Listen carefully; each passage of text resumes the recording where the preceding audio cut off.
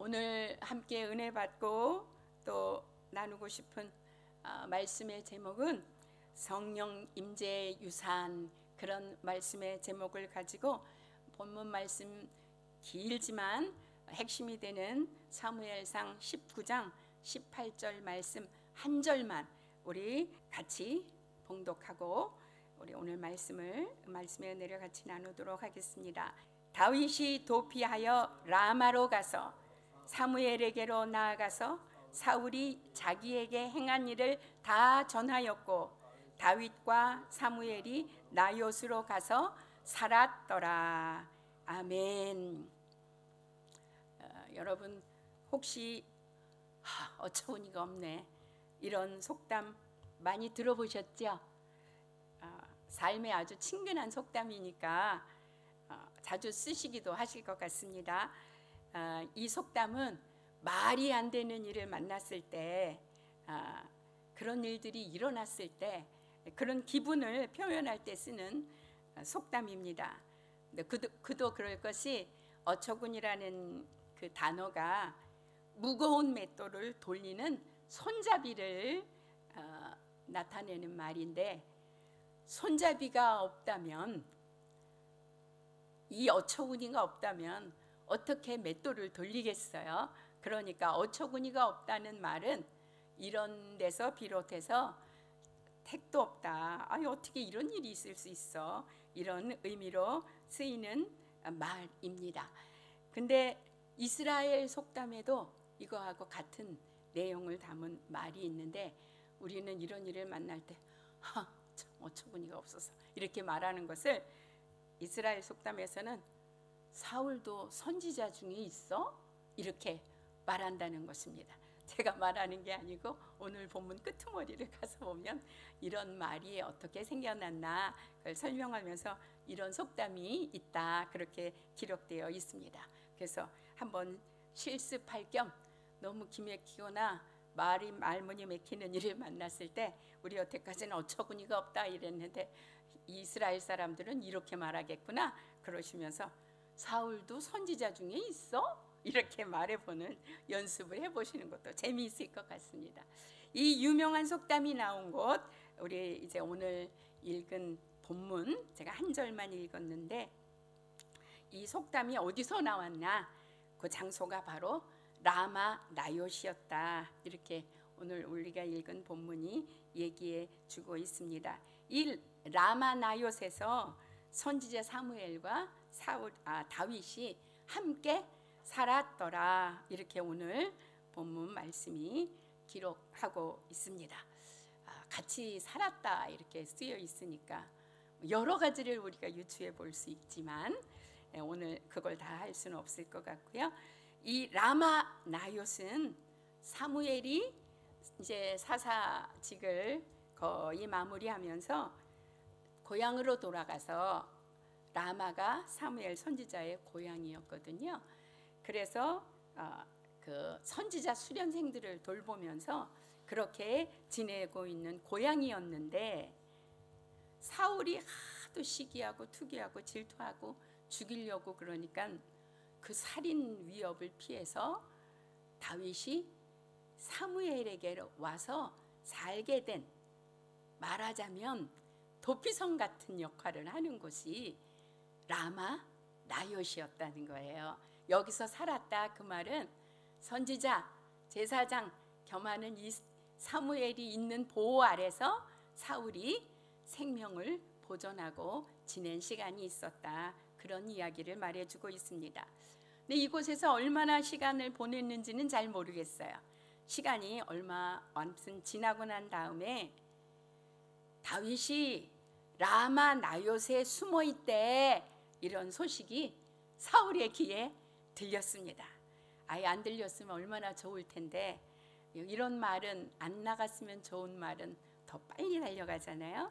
그래서 사울이 자신의 부하들을 보내서 다윗 이놈을 당장 잡아가지고 와라 이렇게 명령했습니다.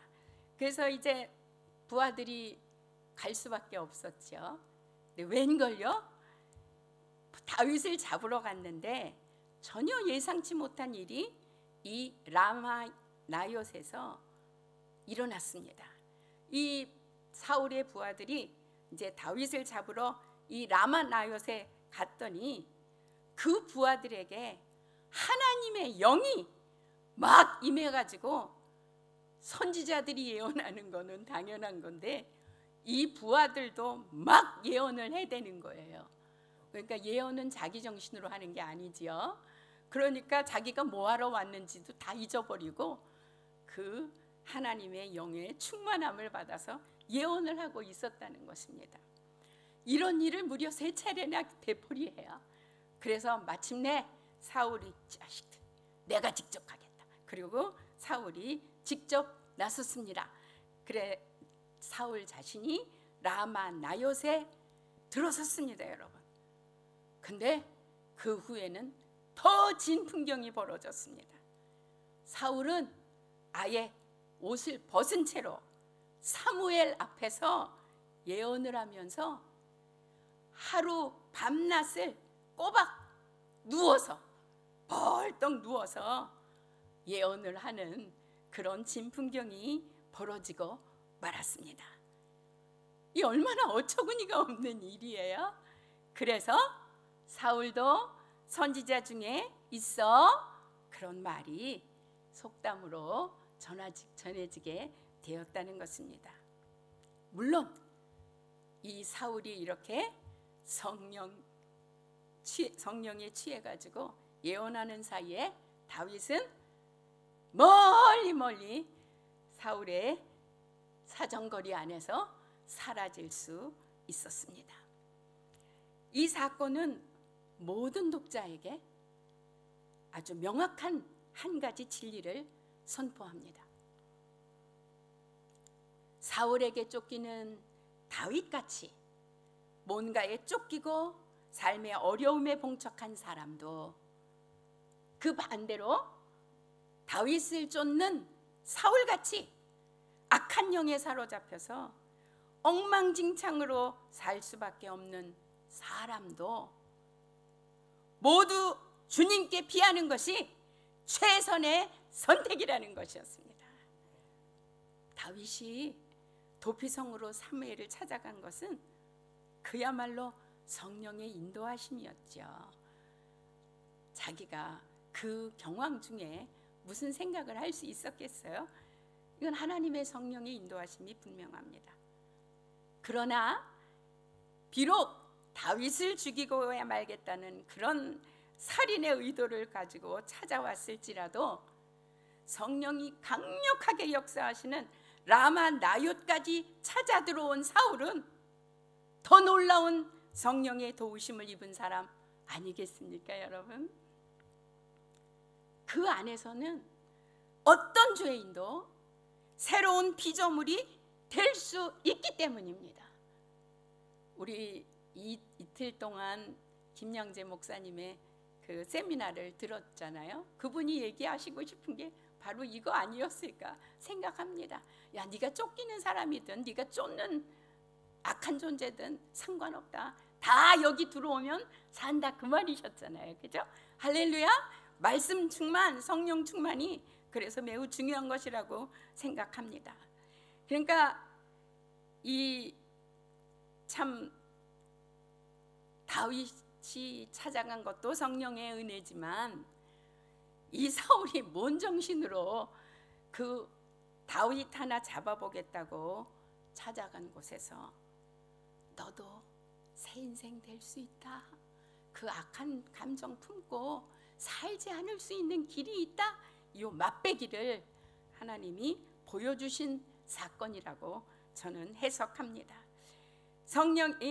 성령이 사울을 완전히 점령하셨기 때문에 그 덕분에 아무도 피 흘리지 않고 싸움 창 한 번, 칼 한 번 휘두르지 않고 모든 일이 해결이 나버리고 마른 게 그 증거 아니겠어요?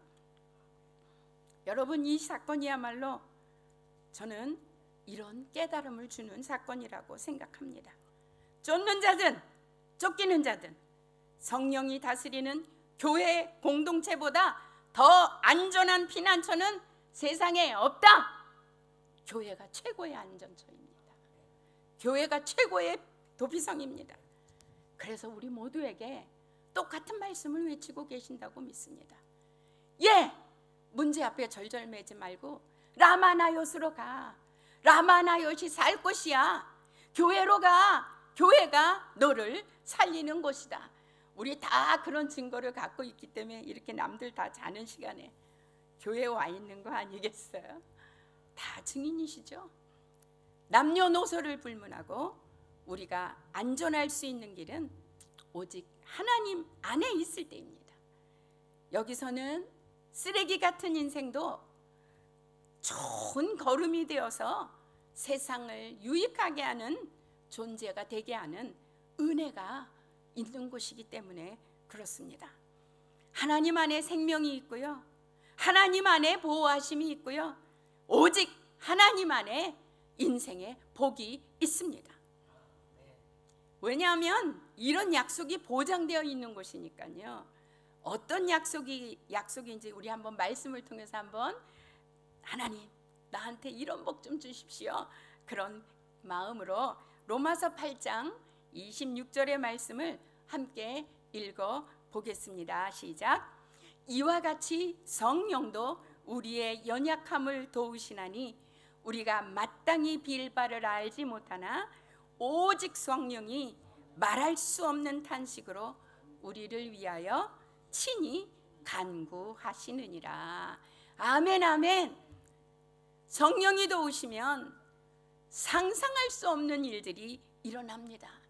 여러분 이 대목을 읽으면서 이런 드라마를 보듯이 읽으신 적이 있으십니까? 아, 이런 일이 있구나. 그러고 넘어가지만 이게 내 경우라면 하나님 얼마나 멋진 분이신지, 정말 개그 멘트를 써도 하나님 수준으로 쓸 사람이 과연 있을까요? 그런 생각을 하게 됩니다. 다윗을 잡아 죽이겠다고 무장하고 달려온 사울을 다 벌거벗겨 놓고 눕혀놓은 채 예언하게 하시면서 다윗을 놓아보내시는 하나님의 유머를 인생 어느 누구가 생각할 수 있겠습니까? 그러나 성령이 도우시면 우리 안에도 일어날 수 있습니다. 그리고 우리를 웃게 하시는 하나님을 누릴 수 있습니다. 이것이 믿음의 공동체의 위력이고 성령님을 인정하고 환영하고 모시고 의지하는 성령의 축적에 그런 능력이 있는 교회의 위력입니다. 여러분, 성령의 기름 부음은 구하면 구할수록 쌓인다는 것을 아십니까? 저는 처음에 잘 모를 때 조영기 목사님이 단위에 올라오실 때마다 똑같은 말씀 계속 되풀이하셔서 저게 주문도 아니고 저게 뭔가 그런 생각을 했던 철부지 시절이 있었습니다. 그런데 급하고 아쉬운 목회 현장에 가니까 뭐라도 좋으니까 흉내내야지, 그런 조급하고 안타까운 마음이 들더라고요. 그래서 이거 제가 해봤기 때문에 여러분에게 말씀드리는 것입니다. 위대한 분들이 하신 일은 하자 할 것 없는 것도 따라하면 수지 맞는 일이 있습니다. 성령님 인정하고 환영하고 모시고 의지합니다. 이 한마디를 선포할 때 벌써 악한 것들이 떠나가고 하나님의 성령이 딱 나를 보호하시고 내 안에서 역사하시는 능력을 만나게 되더라고요. 사람이 하는 것이 아니라. 그래서 성령의 기름 부음은 구하면 구할수록 쌓입니다.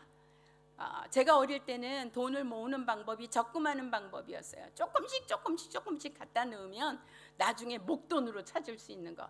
이 재미를 붙이면 돈 쓰는 재미를 버릴 수 있습니다. 그런데 여러분, 똑같은 원리로 성령도 구하면 구할수록 내가 쓸 때도 있지만 다 안 쓰면 축적됩니다. 그것이 모입니다. 그래서 큰일이 터졌을 때 나는 경황 중이라 기도할 힘도 없고 여력도 없고 생각도 안 날 때 성령님 외마디로 외치기만 해도 저축해놓은 구축해놓은 비축해놓은 성령이 나가서 확실하고 분명하게 역사하시고 일하신다는 것입니다. 여러분 이거 잊지 마십시오. 그저 놀듯이 성령을 구하십시오. 성령님 제 속에 역사해 주시옵소서. 우리 가족의 역사해 주시옵소서. 저의 모든 일 가운데 역사해 주시옵소서. 왜? 성령 부어주시겠다고 약속한 말씀이 있으니까 구하는 자는 수지 맞는다는 거예요. 제가 말하는 거 아닌 거 우리 요엘서 2장 28절에서 29절 말씀, 우리 정봉을 목사님 살아계실 때, 정우성 목사님 살아계실 때 참 많이 듣고 외우고 그랬던 말씀인데, 우리 오늘 아침에도 기도하는 심정으로 이 말씀 한번 크게 선포하여 외치겠습니다. 그 후에 내가 내 영을 만민에게 부어주리니 너희 자녀들이 장래일을 말할 것이며 너희 늙은이는 꿈을 꾸며 너희 젊은이는 이상을 볼 것이며 그때에 내가 또 내 영을 남종과 여종에게 부어줄 것이며. 아멘 아멘 할렐루야. 하나님이 구하라 하신 것은 넉넉히 주실 자신이 있으시기 때문에 이렇게 힌트를 주시는 것입니다. 그래서 성경 어디에 성령의 기름 부음이 쌓인다고 써 있느냐 그러지 마시고 다 말씀을 인용하는 거잖아요. 그죠? 하나님 앞에 구하면 아낌없이 주셔요. 다 못 쓰면 남는 거 아니에요? 다 못 쓰도록 구하십시오. 그래서 이웃도 나눠주고 다른 사람을 위해서도 기도해주며 나눠주는 넉넉한 우리가 될 수 있기를 원합니다. 여러분 혹시 워룸이라는 크리스천 영화를 보신 적이 있는지 모르겠어요. 이 영화가 성령에 붙들려서 자신의 그 옷 걸어놓는 클로셋, 그 옷방을 기도실로 바꿔가지고 세계와 열방 모든 세대를 품고 한결같이 기도하는 할머니가 그 보이지 않는 기도의 위력으로 문제를 만난 주변 사람들에게 성령의 축적의 권능을 잔잔하게 펼쳐가는 그런 영화입니다. 기회가 되시면 혹시 안 보셨다면 꼭 보시기를 추천드립니다. 그 영화 중에 제일 제 가슴에 남아있는 장면이 하나 있는데요. 이 할머니가 이제 나이도 많아지고 자식도 다 이제 분가시켜서 더 이상 그렇게 큰 집에 살 필요가 없어져서 이제 그 집을 팔려고 부동산에 내놓았습니다. 근데 마침 그 동네에서 집을 찾아야 되겠다 그렇게 소원을 가지고 있었던 목사님 부부가 한 쌍 있었습니다. 근데 그 집에 이제 광고를 보고 인스펙션을 하러 집안을 이제 와서 여기저기 둘러보는 거예요. 근데 이렇게 집안을 둘러보다가 목사님이 그 옷방을 개조해서 썼던 기도실을 이렇게 한번 딱 들어가 보더니 계속 들어왔다 나갔다 들어왔다 나갔다 그러는 겁니다. 그리고는 최종적으로 나와서는 흥정도 없이 곧바로 그 집을 계약하고 싶다고 중개인에게 말을 하는 거예요. 그때 그 중개인이 이렇게 그 목사님께 묻습니다. 그 옷방에 뭐가 있어요? 이렇게 물었습니다. 그때 그 목사님이 대답합니다. 이곳은 성령의 기름 부음이 가득 축적되어 있는 방입니다. 내가 필요로 하는 모든 것을 갖춘 집이 바로 이 집입니다. 당장 계약하겠습니다. 할렐루야. 알아보는 사람은 다 알아본다는 것입니다. 사람들이 몰라줘도 너무 의기소침하지 마십시오. 하나님이 알아주시면, 하나님이 알아보시면 하나님의 일이 일어나는 것입니다.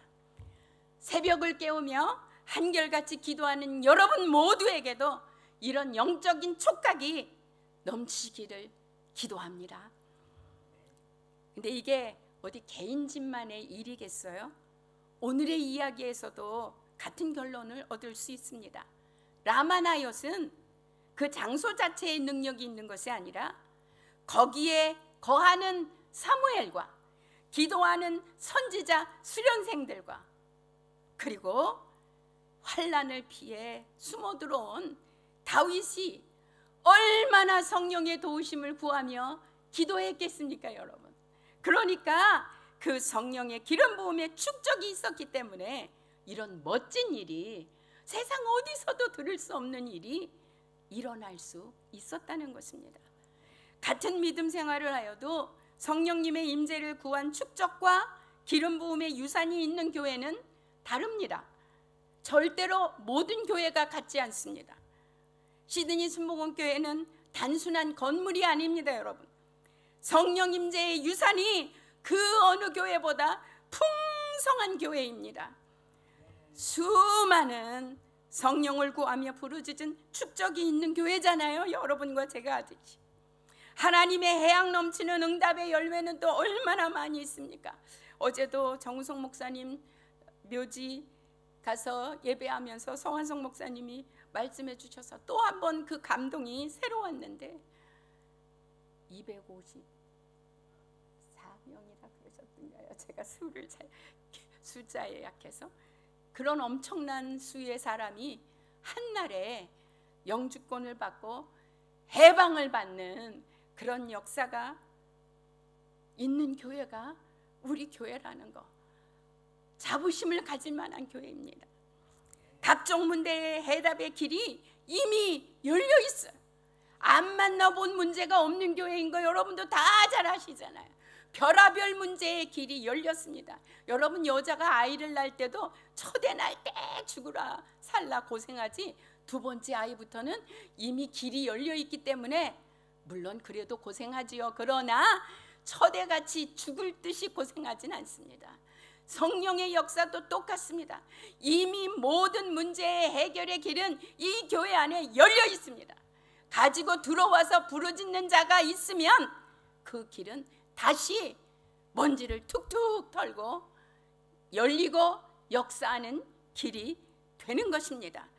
각종 문제의 해답의 길이 이미 열려 있으니 쫓기는 사람이 오든 쫓는 인간이 오든 여기선 반드시 새 사람이 되어 이전 것은 지나갔으니 보라 새 것이 되었도다의 증인들이 수두룩하게 나올 수밖에 없는 교회가 바로 우리 시드니 순복음 교회라는 것입니다. 저도 증인이고요, 여러분도 증인이시잖아요. 우리 증인들이 아주 자주 먹고 또 풍성히 먹고 체험했던 말씀, 우리 다시 한번 선포하면서 오늘 말씀 마감하고 싶습니다. 우리 누가복음 10장 19절의 말씀과 요한복음 1장 12절의 말씀을 같이 선포하고 싶습니다. 자, 누가복음 10장 19절의 말씀부터 시작. 내가 너희에게 뱀과 전갈을 밟으며 원수의 모든 능력을 제어할 권능을 주었으니 너희를 해칠 자가 결코 없으리라. 아멘. 요한복음 1장 12절도 외치겠습니다. 영접하는 자, 곧 그 이름을 믿는 자들에게는 하나님의 자녀가 되는 권세를 주셨으니 할렐루야. 수없이 선포하시던 선대 목사님의 그 덕에 저 같은 돌덩이도 쓰임을 이렇게 받게 되었습니다. 이 하나님이 허락하신 권능을 굳게 믿고 많이 사용하는 우리 교회가 되었으면 좋겠습니다. 이미 열려있는 것을 썩히고 묵히고 끝나지 말고 다시 먼지를 털고 다시 총체질을 하며 기도의 줄을 잡는 우리 교회가 될 수 있기를 원합니다. 오늘 말씀 마치면서 저는 함께 기도하고 싶습니다. 이 말씀의 위력이 필요 없는 시대도 없고 세대도 없습니다.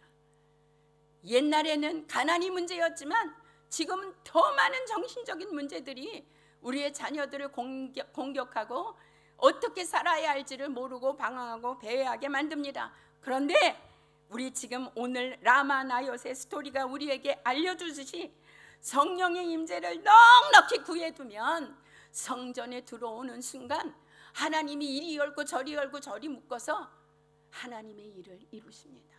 해결하십니다. 그래서 우리는 기도해야 되는 것입니다. 어떤 문제도 녹여내지 못할, 성령의 온도가 감당하지 못할 문제는 없습니다. 말씀을 붙들고 성령에 의지하여 우리 교회가 이런 교회 되고 나 자신이 그런 사람들이 되게 해달라고 우리 주님의 성화 한 번만 크게 부르고 마지막으로 기도하겠습니다.